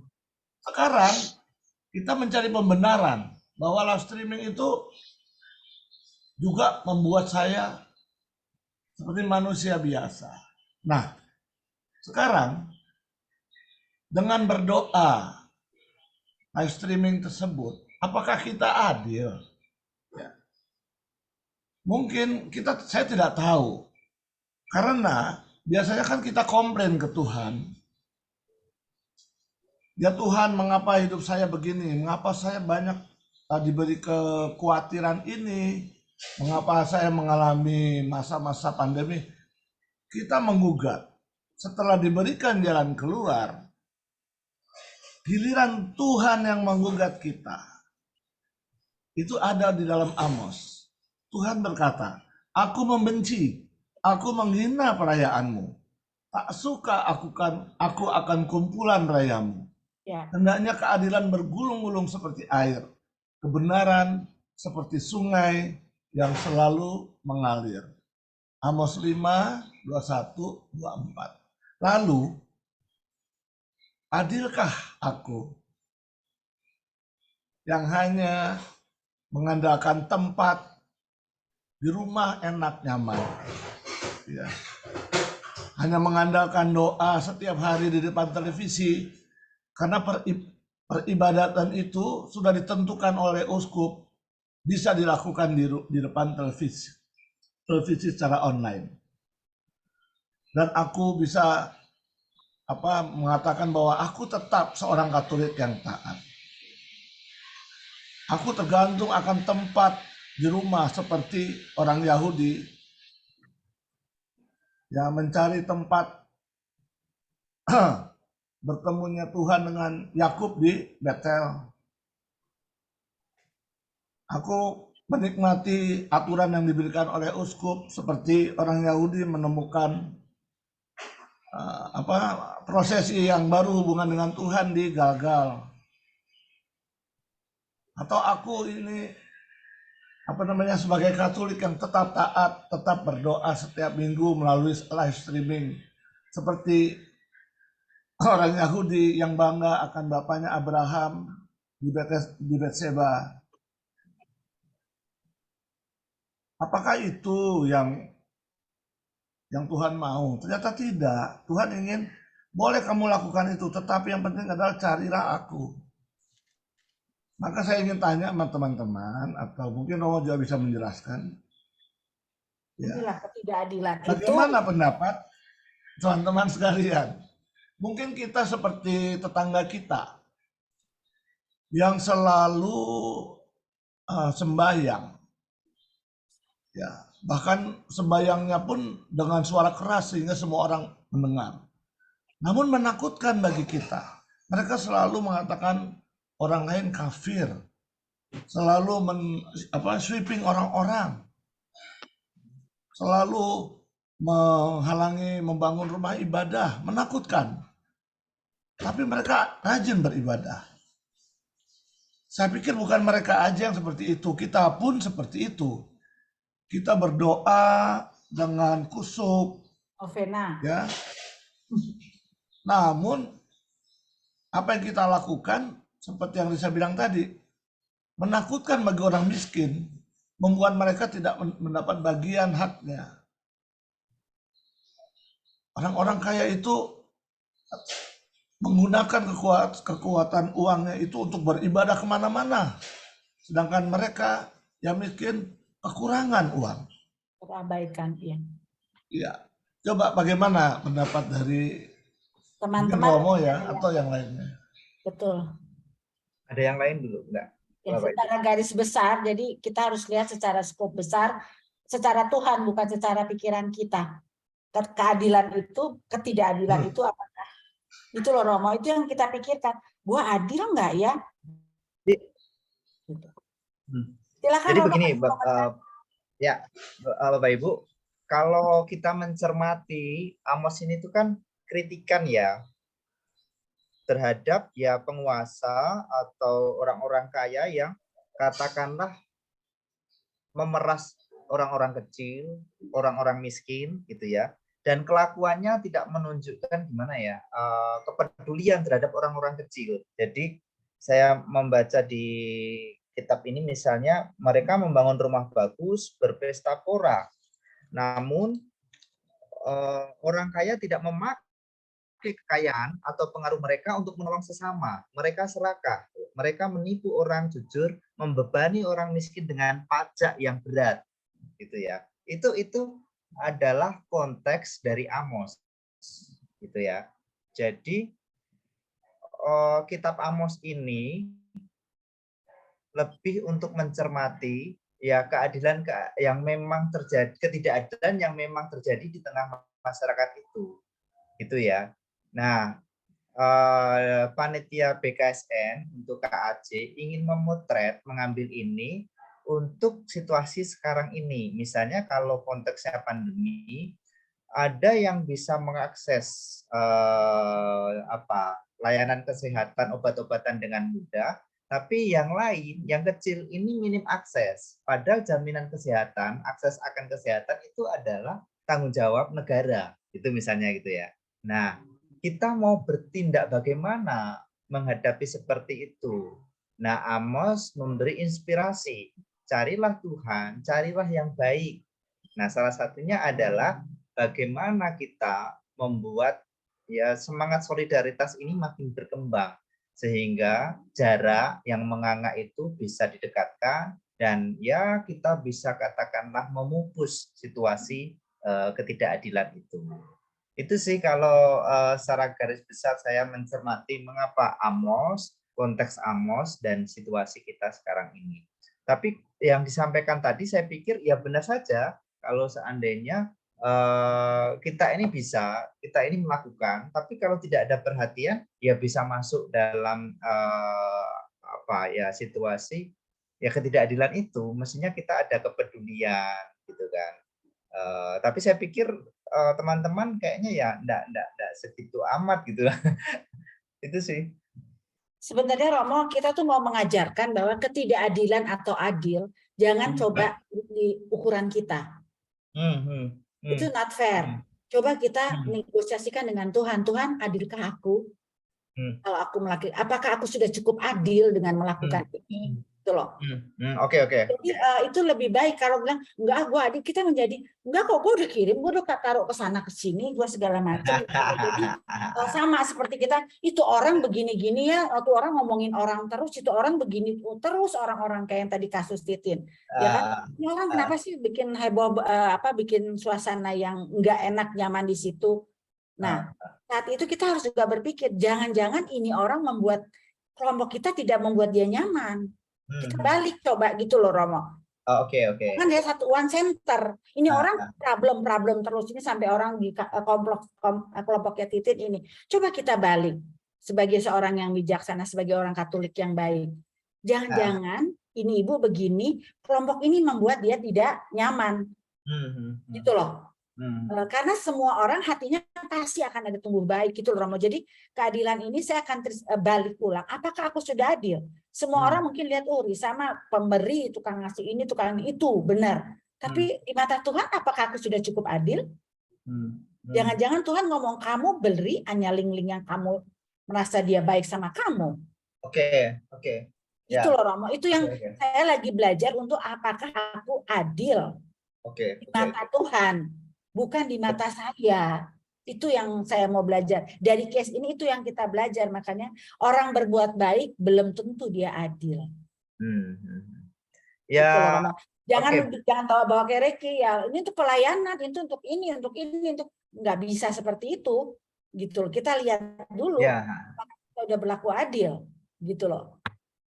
Itu menurut saya itu sih Romo yang aku mau sampaikan. Mungkin kayak gitu Rek. Kalau buat aku tuh memang aku lagi bicarakan ini juga. Ini cukup adil nggak ya dengan aku punya uang segini, aku dapat rezeki segini, adil nggak ya? Sampai aku tanya Tuhan, tunjukkan kepada siapa aku harus beri.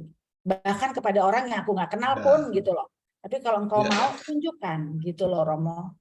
Makanya mungkin yang maaf sebentar Romo ya, supaya jelas ya itulah memang begitu ya Risha. Jadi kadangkala kita itu mencari keadilan dengan cara kita langsung. Padahal keadilan itu ada pada Tuhan. Sumber pengharapan itu hanya ada pada Tuhan. Carilah dulu Tuhan, maka kita bisa mendeteksi mana yang baik dan yang mana yang buruk. Hati nurani kita menjadi lebih peka. Dengan sendirinya apa yang Tuhan lakukan pasti baik, pasti adil. Karena kita sudah mengerti akan baik dan buruk yang Tuhan maksudkan, otomatis segala apa yang kita perbuat pasti adil, bukan di mata manusia ya. Pasti adil. Dan keadilan yang kita cari kadang-kadang sulit. Kita berusaha cari keadilan dengan berbagai macam kegiatan, tempat, ibadah, ya, pelayanan kita. Padahal mencari keadilan itu cukup pergi ke pintu gerbang. Karena biasanya pintu gerbang itu kita pakai untuk ngomongin orang, ya, menyebarkan hoax. Kalau zaman Israel dulu, tempat pintu gerbang itu untuk mengeksekusi orang yang tidak membayar pajak, bahkan untuk melempar orang yang melakukan zina sampai mati, supaya hukum Tuhan ditegakkan. Sedangkan Tuhan mungkin menginginkan bahwa pintu gerbang itu justru untuk kita mengenal kebaikan, kejahatan, dan kita menyalurkan kasih kebaikan Tuhan itu sehingga menjadi adil dengan sendirinya. Mungkin itu yang ingin saya maksudkan.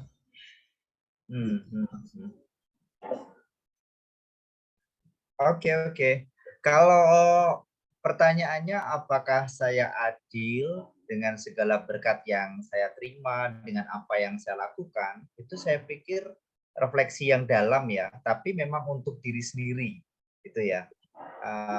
Artinya itu refleksi yang saya pikir sangat tinggi, sangat dalam, dan memang tidak untuk komunitas, tapi untuk bertanya pada diri sendiri, dan sangat bagus karena kaitannya adalah penyadaran diri dengan segala berkat yang kita terima dari Tuhan. Gitu. Dan jawabannya masing-masing, tidak bisa secara umum juga. Gitu. Jadi apakah sebenarnya saya itu sudah sosial, saya itu sudah melakukan ini itu, tapi benar nggak itu adil di mata Tuhan? Lah itu kembali pada masing-masing. Iya. Itu hanya refleksi aja, Romo. Ya. Paling enggak teman-teman agak ada berpikiran seperti itu aja itu. Aku mau ngajak kita bertanya. Itu kembali kepada masing-masing, itu benar, Romo. Masing-masing nggak bisa di-share. Enggak, gue udah adil kok. Enggak, itu pengalaman pribadi sih. Ya, oke. Ya, Bu.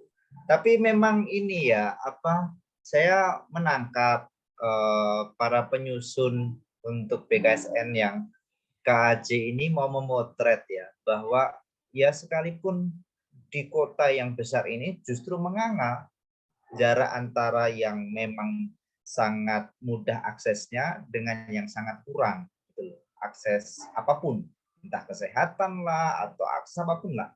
Jadi kita harus memutus ini. Caranya apa?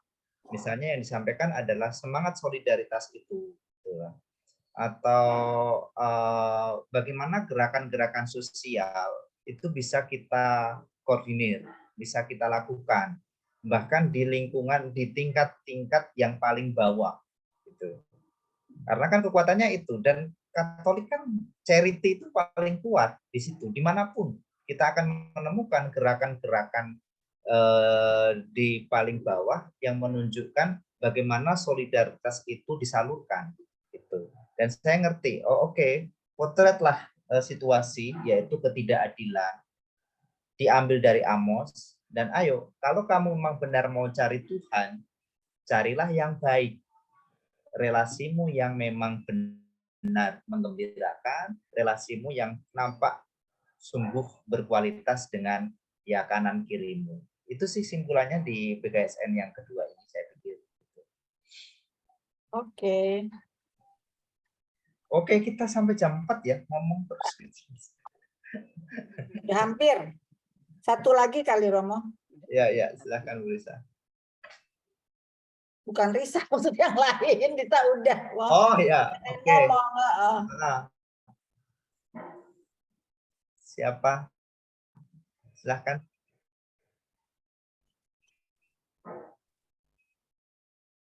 Mbak Rita. Selamat sore, Romo. Selamat sore. Selamat sore semua. Makasih, Romo. Ini jadi saya banyak catatan, soalnya untuk bekal membawakan gitu. pertemuan kedua hari Sabtu besok. Jadi gitu. Cukup memberi bekal dan ya kira-kira apa yang ingin disampaikan. Kalau mengenai ini refleksi, ini kemarin tuh ya saya persis sekarang hari Rabu ya, seminggu yang lalu saya kan ke Surabaya, Romo, naik kereta 9,5 jam. Itu saya nggak bisa tidur. Ya, saya nggak bisa tidur most of the time. Jadi lebih banyak nggak bisa tidur. Kenapa? Ada dua orang yang berbicara mengenai ketidakadilan di dalam hidup. Itu yang membuat saya nggak bisa tenang dan saya ikuti pembicaraan mereka berdua. Sampai ya itulah akhirnya saya tidak tidur. Tapi memang apa yang tadi sudah disimpulkan, kita nggak bisa menilai ketidakadilan orang lain gitu. Yang kita harus lihat adalah diri kita sendiri. Karena udah ada bukti bahwa dua orang itu nggak ada habis-habisnya membicarakan mengenai ketidakadilan. Hal yang sepele, ini uang katanya udah berusaha keras, tapi kok ya miskin-miskin juga.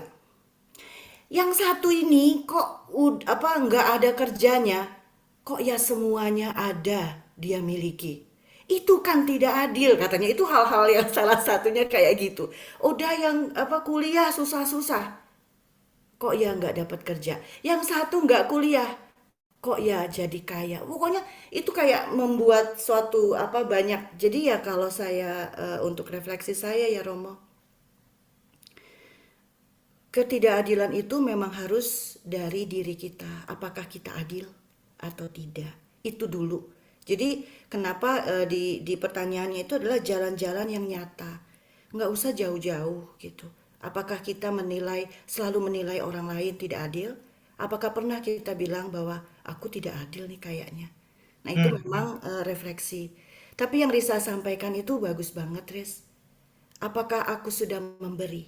Apakah aku sudah mengampuni? Karena sebagian besar kita berpikir, kok aku diberinya kurang? Kok aku nggak seperti dia?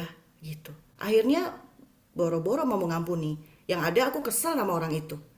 Kok begini, kok begini. Jadi memang kuncinya itu adalah kalau mau adil, harus dari diri kita. Apakah kita sudah memberi lebih dari yang kita punya?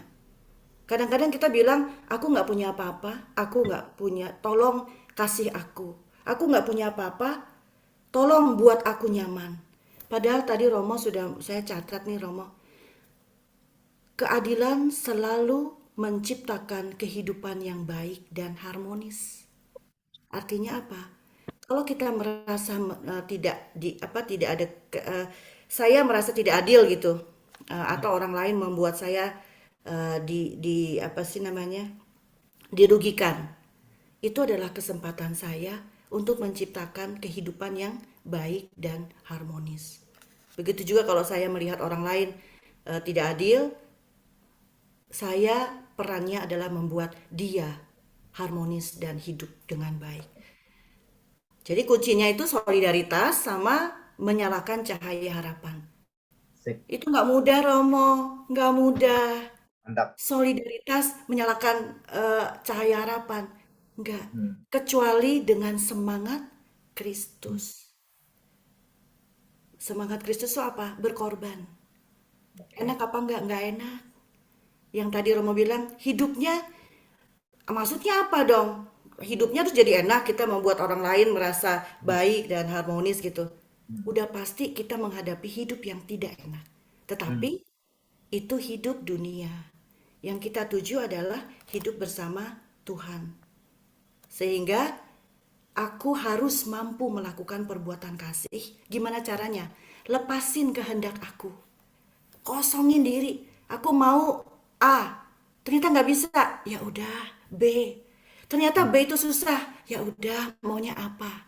Ayo. Aku mau menjadi sarana keadilan. Walaupun menurut aku itu tidak adil. Itu adalah sarana bagaimana aku harus melepaskan diri gitu mau. Bagaimana supaya semuanya harmonis, semuanya baik. Dan itu bisa terjadi kalau kita memahami sesi pertama. Kalau kita sudah menemukan Tuhan, apapun akan kita korbankan. Apapun akan kita korbankan. Kalau kita sudah menemukan Tuhan. Jadi ini adalah PR bagaimana kita semua bisa mengusahakan kondisi hidup bersama Tuhan. Yang pasti tidak menyenangkan di mata dunia. Tapi itulah yang harus kita perjuangkan. Karena kita sudah menemukan Tuhan. Sekian Romo. Terima kasih. Yang Mbak Oke, Rita. sebelum ditutup Romo, aku ingin berbicara kata Allah nih. Allah berbicara kepada Santo Fransiskus. Percaya kan? Itu kata Santo Bonaventura. Allah berbicara kepada Santo Fransiskus. Kan dia disuruh dia minta ampun segala macam kan, ceritanya kan akhirnya si Allah bilang, bangun gerejaku yang Santa Damianus itu, Romo. Nah, tapi ini ininya ujungnya aja. Allah berbicara kepada Santo Fransiskus. Cara pembaruan tidak akan mudah. Kayak kita nih, kita mulai pembaruan tidak akan mudah. Ini akan menuntut banyak pengorbanan seperti yang ditunjukkan dalam Matius 7. Karena kecillah pintu dan sempitlah jalan yang menuju kepada kehidupan, dan hanya sedikit yang menemukannya. Peringatan hari ini, salib berdiri bertentangan langsung dengan cara-cara dunia memandangnya. Itu Romo, hari ini kan pesta salib suci. Ya, ngebantu banget tuh salib. Bertentangan dengan cara kehidupan dunia. Jadi kalau ya itu yang begitulah. Dan satu hal, kebaikan itu rupanya saya belajar nih dari EJ. Kebaikan itu adalah kodrat kita, karena kita sudah hidup bersama Tuhan. Hanya kebaikan yang harus kita lakukan. Karena kecenderungan kita ingin berbuat baik. Dan berbuat baik itu gimana? Berkorban Gitulah. Mari kita berjuang berkorban. Berkorban, betul. Betul. Iya. Oke, Bu Titin mau menyampaikan sesuatu? Enggak. Berkorban itu yang utama. Oke, berkorban. Makasih. Kita berkorban demi kelompok Mutin. Dia penengah Bu dia. Saya akan bacakan refleksi saya singkat satu paragraf dari bacaan minggu kemarin ya. Judulnya Jalan Pulang. Ya. Kadang menakjubkan merenungi belas kasih Allah. Para pendosa bahkan yang paling gelap pun tetap dicintainya. Ya. Manusia penuh cacat celah, tapi Tuhan tetap penuh kasih setia. Kelakuan cenderung menyakiti, tapi Tuhan tetap mengasihi. Kadang lupa Tuhan, tapi Ia terus tak kurang memberi. Seringkali sombong, Tuhan tetap menolong. Berkali-kali melakukan hal yang tak pantas, tapi pengampunan disediakan tanpa batas. Siapapun pulang kepadanya dengan hati remuk, Ia pun dengan hangat memeluk. Berbahagialah yang merasakan dan menyadari belas kasih Allah. Ih, bagus. Kirim dong. Itu di buku bukan? Nanti mau jadi buku. Nanti mau jadi buku. Nanti jadi bagus bagus dengan itunya. Itunya belum bisa dikasih ya itunya ya. Mau Romo, mau. Bagus. Ya, nanti kita beli bukunya aja. Ya mau ya? Belum, masih tahun depan paling Januari. Kelamaan itu aja di Kopas Oh ya. Okay. Pulang itu good, bagus. Bahwa Ya, orang yang jahat punya dicintai Tuhan juga. Tapi sadar nggak sih kita akan belas kasih Allah? Nah, kadang kita sadar, kadang susah melakukan kebaikan dan pengorbanan. Oh, betul. Sebelum ditutup berarti ya. Nah, kalau ini beriman, Bu. Mau bacain lagi. Boleh. Jadi, ini judulnya Beriman. Pernahkah kau membayangkan beberapa hal yang akan kamu hadapi ke depan? Pernahkah kau merasa, aduh, banyak hal-hal sulit di depan? Ruwet, apa aku mampu? Secara perhitungan nampaknya rumit. Dipikir jadi pusing, nggak dipikir malah bikin khawatir. Iman sebiji sesawi bisa memindahkan gunung, tapi yang sering terjadi masalah segunung bisa menghilangkan iman. Beriman memang tidak serta-merta membuat semuanya beres, tetapi setidaknya ada kelegaan, sebuah keyakinan bahwa Ia tak akan pernah sedetik pun meninggalkan. Selesai. Wow, keyakinan itu beneran bahwa Tuhan tidak akan meninggalkan. Oke, Bapak Ibu. Terima kasih Romo. Saudara-saudara, terima kasih ya. BKSN Permenungan yang kedua ini kita diajak untuk menyadari bahwa ya Allah itu selalu baik, ya selalu yang kita cari, dan terutama perwujudannya mencari Tuhan adalah berbuat baik, mencari yang baik di antara sesama kita, gitu ya. Dan kalau ada kayak refleksi, apakah saya ini sebenarnya adil nggak sih dengan apa yang dikasih Tuhan pada hidup saya? Itu baik sekali, gitu ya. Dan moga-moga sekali lagi kita bisa apa yang disampaikan tadi, terutama memupuk semangat solidaritas, menyalakan harapan di antara sesama kita. Mari kita tutup dengan doa penutup. Ya, saya ya berarti ya. Iya dong. Yang bisa kasih berkat kan Romo. Oke, mari kita berdoa dalam nama Bapa dan Putra dan Roh Kudus. Amin. Ya Tuhan yang bertahta di surga, kami mengucap syukur kepadamu. Engkau menyertai, mendampingi pertemuan PKSN yang kedua ini. Kami menyadari bahwa Engkau sangat baik, selalu baik terhadap kami. Engkau selalu memberi berkat yang tak kunjung putus kepada kami. Dan semoga kami yang penuh dengan berkat ini bisa mewujudkan pencarian kami kepadamu dengan mewujudkan relasi kami yang sungguh menggembirakan, sungguh berkualitas dengan orang-orang di sekitar kami, terutama mereka yang sungguh-sungguh membutuhkan pertolongan kami. Ya Tuhan, berkatilah saudara-saudari kami ini, mereka yang hadir dalam pertemuan PKSN yang kedua ini. Mantapkanlah iman mereka, berikanlah mereka semua kedamaian, ketentraman, kerukunan, bermekaran cinta kasih di dalam hatinya, dan pada akhirnya mereka sungguh-sungguh bisa mencari Engkau, bisa menjadi pewarta damai, peneguh harapan di antara orang-orang di sekitarnya, terutama mereka yang putus asa dan yang membutuhkan Engkau.